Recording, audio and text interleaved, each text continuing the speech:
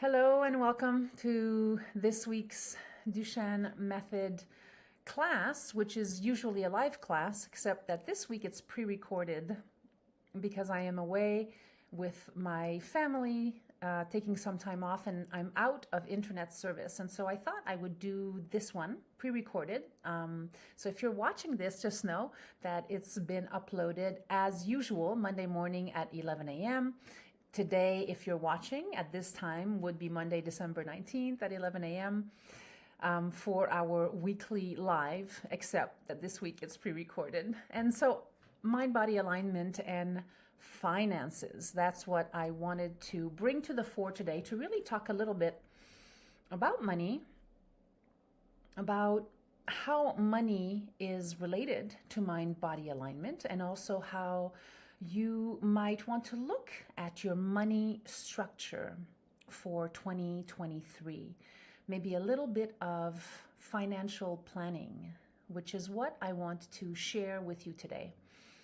And for me, the way that money is related to mind-body alignment, it's a little bit like, if you've ever watched the movie Forrest Gump, there's one part in the movie where he says, one of his friends invested in a fruit company for him. And of course, the friend who invested in the fruit company was an Apple. And so Forrest had some shares in Apple, which of course we all know that Apple has grown to be a hugely lucrative business and of course investment strategy. And so when he finds out that his friend invested in this company, that he no longer had to worry about money, what he says in the movie is this. He says, well, one less thing to worry about. So essentially, I want to bring this topic of finances to you so that you can maybe look at it from the same place that Forrest Gump looked at it, which means if you have a plan, if you follow the plan, if you build upon that plan, that in terms of your mind-body alignment, it's one less thing to worry about. And I mean that as a foundation, a structure for you to look at money in a way that money is really energy. Money is what helps us to live a more comfortable life. And what I mean by comfortable life is not necessarily having endless acquisitions, which is also fine. However, what I'm talking about is that if you're in a state where you have money working for you, because we can do this, we can actually invest our money so that our money works for us, it liberates us. There is a part that, well, maybe we don't have to worry about it as much. So if you are someone who is in a state in their lives where you are living paycheck to paycheck, or if you haven't really thought about financial planning before because you might not know about how to do that, you might not know how to invest money, you might be intimidated by the topic of money, you may have some limiting beliefs around the topic of money and financial planning. You might have decided, and I've heard this many times in my life because I've worked with many artists, amazing artists, and there is a story for some artists that I've encountered in my life that money's not important. They don't want to think about money. To think about money, somehow there's something wrong about thinking about money and planning for oneself. And it's been a common way of thinking in the artists' world where we're artists, so we don't have to worry about this. Well, I consider myself an artist, and I also love to learn about money. I love to learn about how to plan for my financial future so that I might have a little bit more comfort, so that I don't have to worry about it. Especially if you're someone who loves what they're doing in their life, if you have a career that fulfills you, that's a really beautiful part of life, right? So I love what I do. My work is my life. I have integrated it into my life. And so making money from doing what you love is super important. And you know, it's not a pipe dream. It's not something that is impossible to do, although money is an energy that requires, that demands respect. You have to understand how money works in order to make money so that you're not just living paycheck to paycheck. And if you're an artist, you know, in whatever field, I believe that we are all artists actually, because if you're in alignment with what you love to do, and if you make money from what you love to do, you're in alignment in your life. There is a mind, body, spirit connection to what you're doing. And at the same time as this is true, I also love to be very pragmatic and realistic about the fact that it takes some time to establish a foundation upon which you can do what you love for a living and make money at it. And no matter how old you are, you can start doing this. You can start to invest in yourself in doing something that you love and make money at it. And usually, in my experience, it takes a little bit of time. You have to establish yourself. You have to create an environment where it's sustainable for you to make money at your art. So if you are a fine artist, for example, if you're a painter, you have to paint in order to sell your paintings. And while you're painting, initially, you may not be making any money because you're not selling any of your paintings. And that's why you would have a side job. It's okay to have a side job to support your artistry until your artistry starts to move in the direction you want. And it takes a moment usually. And this is the place, the moment of shifting, the moment of you saying, I'm going to be disciplined, I'm going to do my art form, and I'm going to do this side gig for a while, whatever that might be, to support my art form. And then you slowly, continuously continue to do your art form, and then you start to talk about it. There's a really great thing right now happening for all of us all over the world called social media. And if you use social media intelligently, that is free marketing on a big scale. You can have your work put out there in the world. And yes, as you get more sophisticated with publication, with using social media, you may have to invest in social media to help bring you further along. And these are steps that we all take along the way. If you are an entrepreneur, an artist, and you really want to do something that you love in your life and support yourself through doing something that you love in your life, well, there are different steps, there are different levels towards which you walk, toward which you improve, you increase. It's doable. And at the same time, it's not a pipe dream. Like, you can't think that you're going to become a millionaire in 1 year by selling your paintings. It may happen, but the probability is that it won't happen quite that quickly. There's a process to moving toward that success level. And so I wanted to take the time this month as we're doing our yearly review. So the first week of December, we looked at our health. We started to look mind, body, health.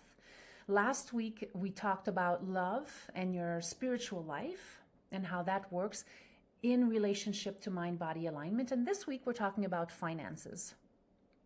Next week, we're going to do a class on looking ahead at 2023 and how you might create a little bit of a mind map for 2023. And I'll walk you through that next week. For today, I really wanted to dive into finances and help you to think about how you might establish a little bit of a financial plan. So the things that I want to remind you of that you may or may not know exactly is, what is a financial plan? So a financial plan is usually usually a document that helps you track your money goals, so that you can keep tangible track of how much money you make and where your money goes. And also, it's a really great calendar of your goals for money. And it keeps us honest in a sense. It keeps us in reality check with what's possible. So usually if we're making whatever you're making a year, 50, 60, 70, 80, $100,000 a year, and you'd like to increase that amount the following year, it's totally doable with a realistic goal. And from there, what starts to happen is it becomes easier and easier year after year because you have new ideas, for example, as to how you will promote and sell your artwork. You contact more people, you get into different networking circles. So there's a whole foundation for how to build this successfully. So your financial plan essentially is really a document that tracks your money goals. And I wanted to go over a few steps that might be helpful for you. So the first one is to evaluate where you stand right now with your money goals, like determining what is your worth at this point. And it doesn't matter how much or how little you have. This is all a practice, an exercise to get you into relationship, into a discipline with your money goals. So first, evaluate where you stand. Determine your net worth. One way to figure out your financial status is to determine your net worth. To do this, you want to subtract your liabilities. So do you have any debt? Do you owe any money somewhere? And if you do, you subtract your liabilities from your assets. Your assets is what you own. So maybe you own a car, maybe you own your apartment, maybe you own a piece of land. Anything that you already own is considered an asset. Assets include things like money in your bank accounts and your home and car equity, while liabilities can include any debt, loan, or mortgages. Okay, so that's the first thing you want to look at. What is your net worth in the moment? Then you want to track your spending. So next week, when we look at the year ahead, when we do our mind mapping for 2023, we're going to look at how you are tracking your spending. For many of you, you might not be tracking it at all. So I'm going to invite you to consider starting to track your spending. So that looks like, where are you spending money for? How much are you spending on groceries every month? How much are you spending on rent or on your mortgage? How much do you spend on transport? If you're taking the metro, the train, or if you have a car, exactly tracking what you spend every month. That includes laundry, every single thing, right? So that is a really beautiful practice. And what that type of practice does is that it empowers you. I do this with all of my clients.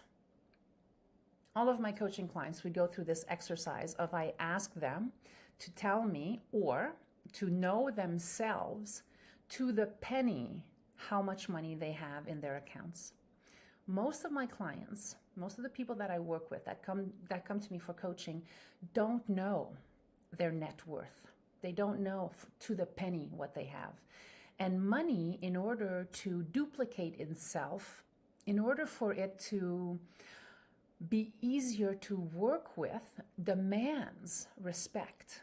And it looks like you knowing exactly how much money you have in your 401k, in potential retirement funds. It really requires for you to know to the penny how much money you have. And once you know what you have, this is an empowering moment, even if you don't have a lot, because you have to know how much you have to start with in order for it to grow. So that would be the first step, okay? Evaluating where you stand. The second step is called setting SMART goals. SMART, SMART, and that stands for specific, measurable, achievable, relevant, and time-bound goals. When you set these goals, you actually can put your money to work for your future. Think about what you ultimately want to do with your money. Do you want to pay off some loans? Would you like to buy a rental property that would bring you some income? Or are you aiming to retire before the age of 50? Start by putting together a list of your goals and dreams, from running a doggy daycare to potentially living in Paris or Montreal or New York. Even if it feels outrageous, and this is a super important part. This is also an important part of creating a healthy foundation towards a financial plan, is even if it feels outrageous. Your financial plans should help you work towards your long-term goals. So sometimes we think, oh, I can never live in Paris, or I can never own my own business.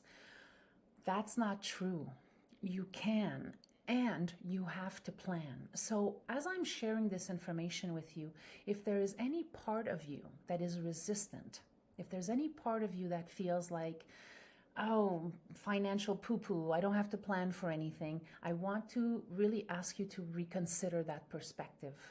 Really broaden your horizons and start to think about how planning could really help you to build. Maybe that you are in a relationship, you want to get married, or you're married and you want to have children.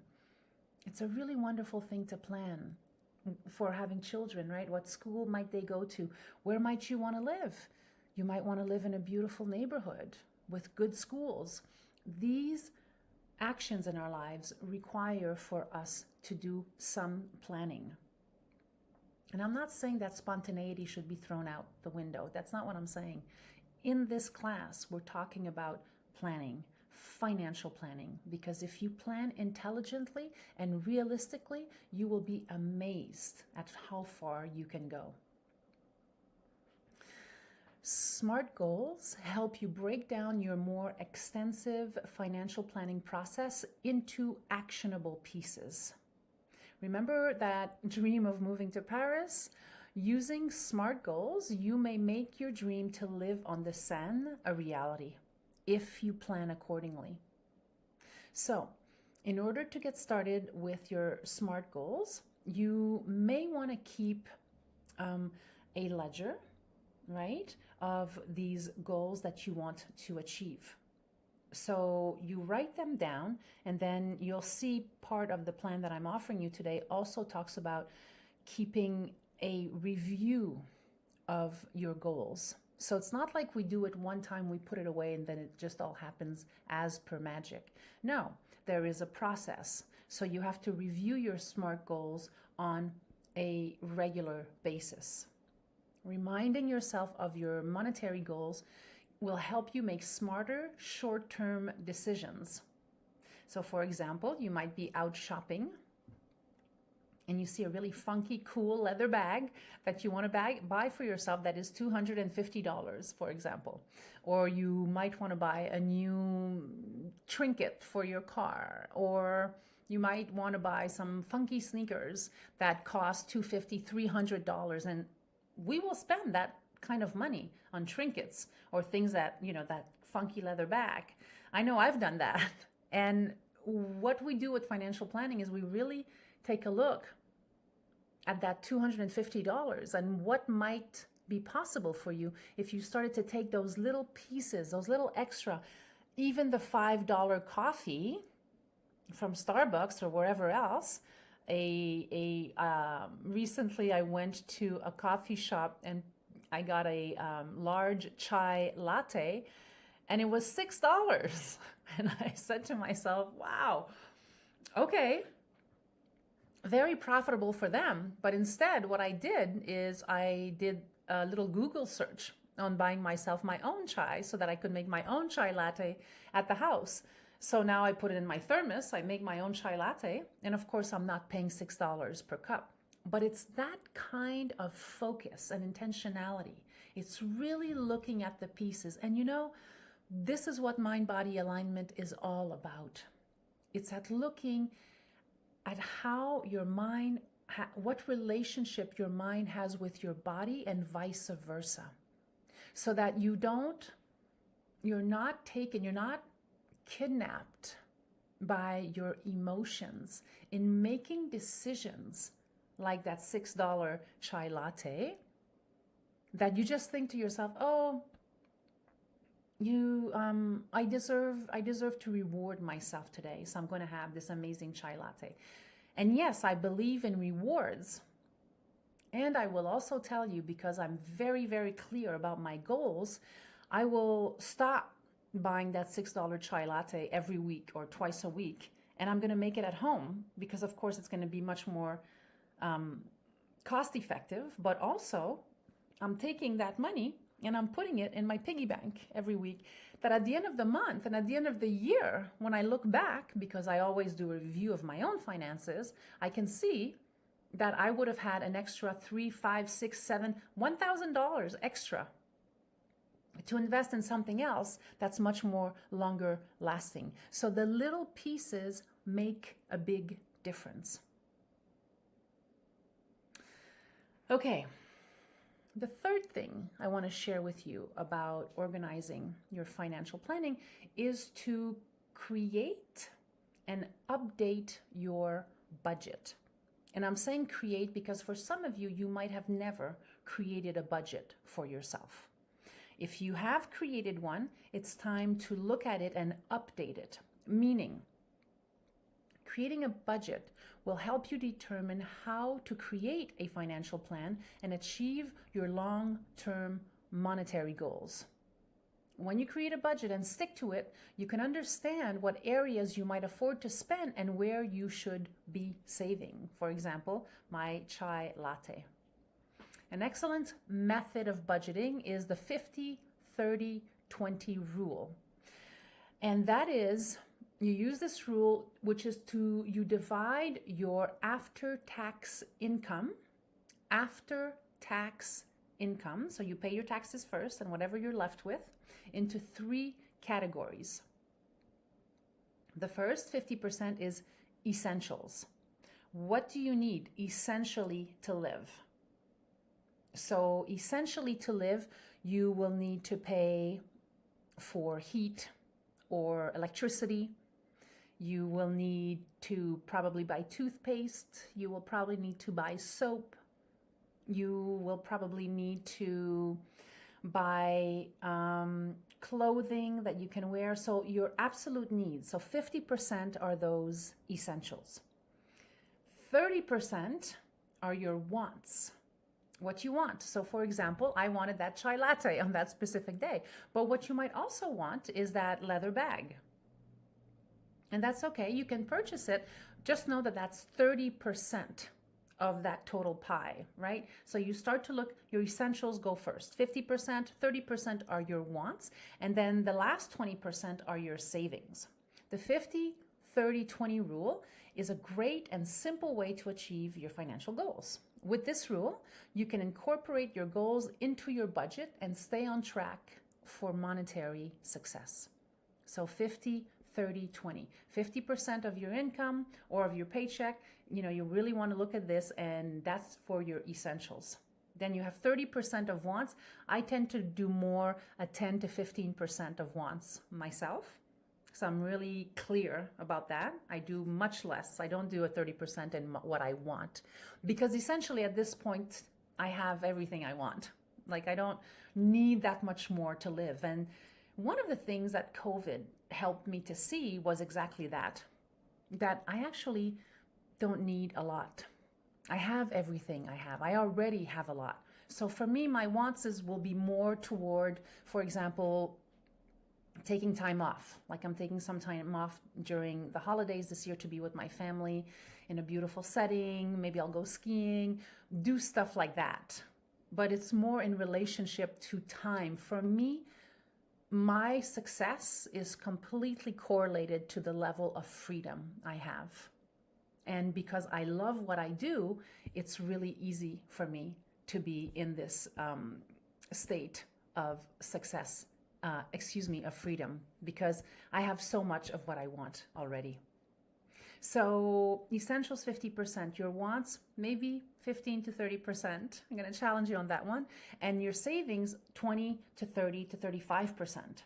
The more you can save now and that you can invest intelligently, the more quickly you will be able to move into either early retirement or really focus on doing something that you love in your life. If you want to go into a career that you love.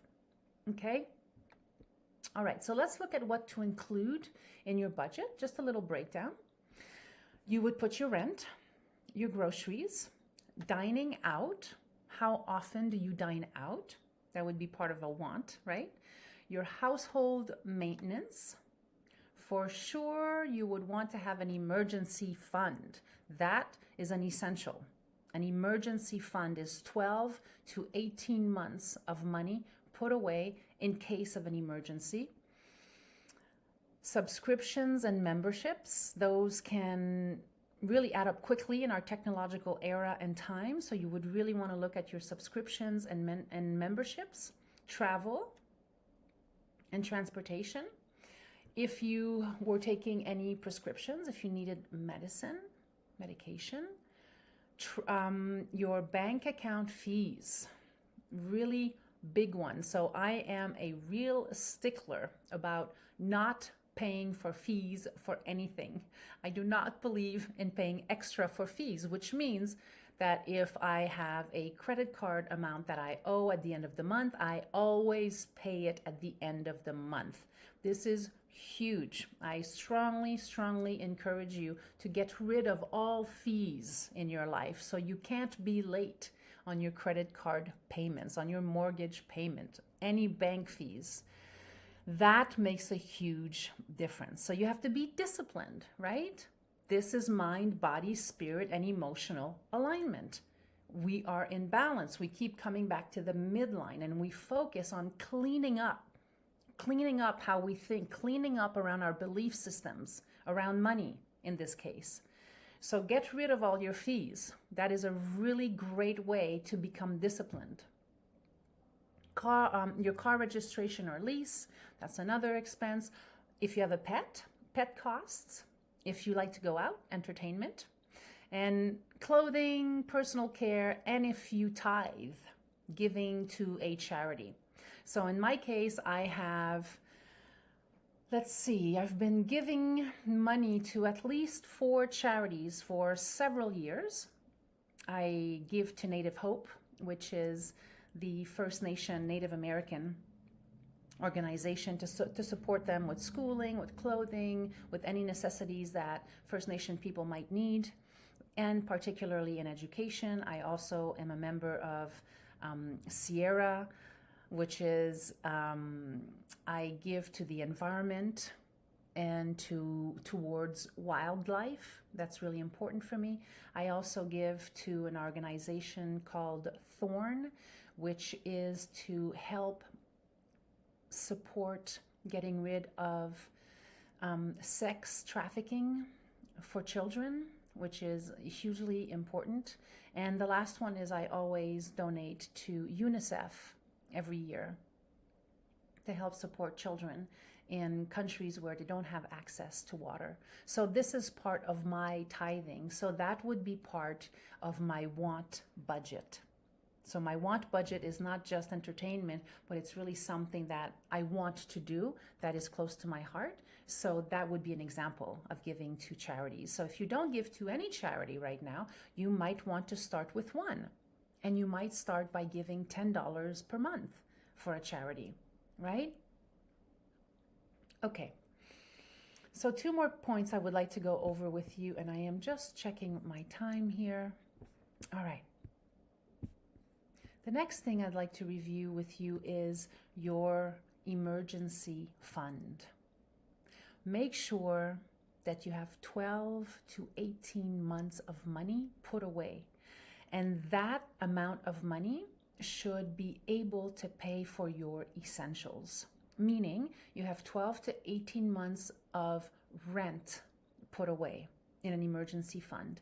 If you have a car, your car payments or your insurance would be put away in your emergency fund. Your emergency fund also includes your food. So how much you spend on food every month would also be put in that emergency fund. 12 to 18 months of grocery would go in your emergency fund. If you had some transport, you needed to take the train or the bus, that would be another piece. So anything that is an essential, you want 12 to 18 months in an emergency fund in case something happens where, for example, like COVID, right? A lot of us didn't work because we were in quarantine. So if you couldn't work during that time, you want to have a little bit of a fund put aside for yourself so that you don't end up being super stressed and not having any money on the side. It can be super stressful not to have money available to you, isn't it? So start to think about that. And at first, we're not always able to put the rent, the car payment, the transport, the food, but start somewhere. Start by putting a little bit of money every month away in your emergency fund. So maybe by the end of 2023, you will have accumulated maybe 5 or 6 months of money put aside in case of an emergency fund. So that's something that you build over time. And you want to start today. Even if you put $10 of emergency fund money away every month. It's the habit. It's you being in relationship with money. That's what's so important about it. We must have a relationship with money because we live in a world where we need money. It doesn't matter. Even if you're a monk, even if you're living in a cave, you still have to have some piece of clothing on you. You still have to have some shoes on your feet. You might even need a blanket to cover yourself up when you sleep. Do you see what I mean? So it doesn't mean that you have an excess of money, although there's nothing wrong with having an excess of money. For me, money equals freedom. Maybe it means that to you too. Just look at how you could improve not only the quality of your life, but also the quality of life for others in your life. Charity is a great way to do it. And you might also want to, if you have aging, if you have aging parents, you might want to be able to support them, put them in an environment where they're happy, where they're healthy. So money is energy. The lack of money is also energy, and the lack of money is also a belief system. Excuse me. So I really want you to think about this as something, a forward mindset around money and planning finances for a healthy future. Okay, finally, if you have any debt, start thinking about how you can pay down your debt. And there are different ways of doing this. There are creative ways of doing this. It's pretty frustrating to allocate your hard-earned money to go towards paying off debt. And at the same time, if you have student loans, this is a big issue in the United States right now or anywhere in the world, we can come up with some creative ideas as to how you can pay out or pay down your student loans. And it's not always about getting a second job. There are different creative ways of doing this. And I'm going to go deeper into this when we do our future planning next week on our final call in December to really look at how we might be able to get creative. And again, because we have access to a global stage, a global audience, there's a way that we can also reach out to people that we can sell online. And it's not just products that are useless. There are many very useful products that are accessible to us that we can sell online to help us make a different type of income, to slowly start to pay off any type of debt that you have. So it's a very forward thinking way. No matter where you are in your life, just know that there are different ways of handling these situations that you might not have thought of, that you might not be aware of. So again, we're talking about being disciplined with your budget in order to assist you in this case in paying down debt, and to start to think about new ways. And I want to give you a little bit of a challenge, an invitation right now. I'd like you to write down 50 ways in which you could start to pay down your debt, if you have any. Take advantage of this moment. If you're listening to me, if we're here together, if you're taking the time to listen, you're investing your precious time with me right now and listening to this class. Take the time, write down 50 ways that you could pay down your debt. Get creative. 50 seems like a lot, and it is a lot. And that's the whole point. Go beyond your point of comfort into a different level and start to think of ways, how could you possibly pay down your debt every month? A little bit more, a little bit more. This financial planning exercise is really about a long-term foundation for you to exponentially grow within the next 12 to 24 months. And there's a way to do it, and you have to plan it, and you have to be consistent, and you are going to need the support, which is why I created the Facebook group page, a private Facebook group page, the Duchenne Method, so that we can all come together and look at how we can support one another. And in 2023, I'm going to be offering many more classes to you that you can join, and you can be part of a network. And no matter where you are in the world, you can tap in, where you can learn tangible tools. For example, how to pay down your debt every month. And the first exercise I want to ask you to consider is to please write down 50 ways in how you might be able to start paying down your debt. Okay? All right. Last but not least, organize your investments. Investment may seem like a difficult topic to navigate, but you can put your money to work and passively grow your wealth when you understand the basics. To start investing, you should first figure out the initial amount you want to deposit, you want to invest. No matter if you invest $50 or $500, putting your money into investments now is a great way to plan for financial success later on. When deciding how to create a financial plan, you want to consider budgeting a set amount each month to go directly into your investment portfolio. This is how you start to build an investment portfolio for yourself. That's going to be your contribution amount on a monthly basis. Over time, those small bits of money may begin to grow into increasingly large sums. That's how investment works. Now, I know that the stock market is not doing amazing right now. Believe me, I'm aware because I invest in the stock market. And at the same time, there are different ways in different areas where you can invest your money that you can actually make more money. And one of the ways to educate yourself around this, I'll tell you, one of the podcasts that I listen to all the time is Suze Orman. If you're not familiar with Suze Orman, it's S-U-Z-E Orman, O-R-M-A-N. Suze Orman and Money.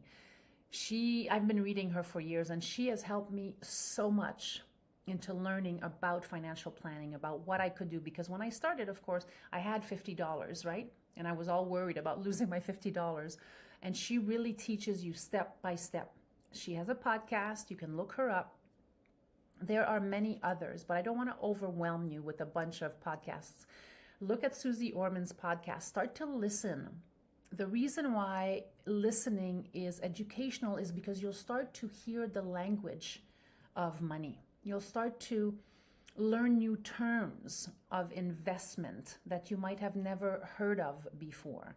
And even though the stock market is not doing great right now, there are still ways for you to invest your money where you can still make a profit. And that's one of the best ways to grow your money exponentially over the years. So that's another tip I really want to support you with.